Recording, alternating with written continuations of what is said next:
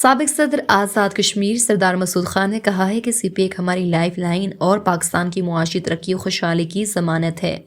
چین کی حکومت اور عوام نے مشترکہ محنت لگن کی بدولت ترقی کی اور دنیا کی سب سے بڑی اور مضبوط معیشت بن گیا۔ جہاد کی اہمیت اسلام سے واضح ہے، مسلمانوں کو جہاد سے الگ نہیں کیا جا سکتا۔ تاہم اسلام میں از خود جہاد کا تصور نہیں، جہاد کے اعلان کا اختیار اسلامی ریاست کو حاصل ہے۔ دنیا کے مزاج بدل چکا ہے، ہمیں ترقی کے لیے جدید ٹیکنالوجی سے استفادہ کرنا ہوگا۔ کشمیری بینک کو شیڈیول ہو جانا چاہیے۔ آزاد کشمیر میں اس وقت 3400 میگا واٹ بجلی پیدا ہو رہی ہے، جبکہ آئندہ 10 سال میں یہاں سے 10,000 میگا واٹ بجلی پیدا ہو سکتی ہے۔ پاک فوج اور حکومت آزاد کشمیر کے اشتراک سے منعقد ہونے والی media and youth workshop Kashmir کے شرکاء سے خطاب کرتے ہوئے آزاد کشمیر کے سابق صدر اور معروف سفارتکار کا کہنا تھا کہ پاکستان اور چین کی دوستی کسی تعارف کی محتاج نہیں۔ پاکستان کا چین کے ساتھ بہترین فوجی، سیاسی اور معاشی تعلق ہے۔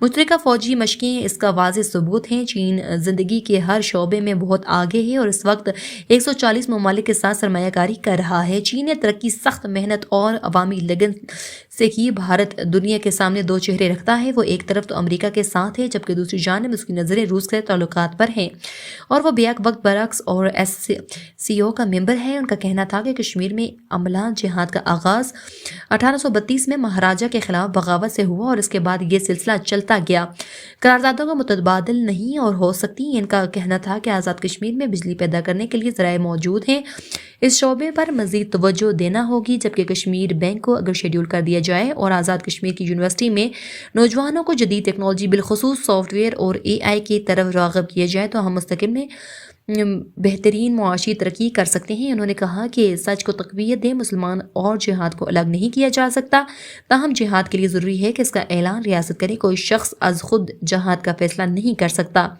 سابق سفیر نے بتایا کہ پاکستان ایک پرامن ملک ہے، لیکن اگر کوئی پاکستان پر جنگ مسلط کرتا ہے تو اس سے بھرپور جواب دینے کے لیے اپنی تیاری کا پورا حق حاصل ہے۔ ورکشاپ سے آزاد کشمیر کے سینئر صحافی محمد اسلم میر نے خطاب کرتے ہوئے کہا کہ میڈیا میں کسی چیز کو بغیر ثبوت کے پیش نہیں کیا جانا چاہیے اور لوگوں کو چاہیے کہ وہ ثبوت کے بغیر کسی چیز پر یقین نہ کریں۔ انہوں نے کہا کہ ماضی میں پرنٹ میڈیا کو اہمیت حاصل تھی اور ڈکلیریشن حاصل کرنے کے لیے بہت سے مراحل سے گزرنا پڑتا تھا۔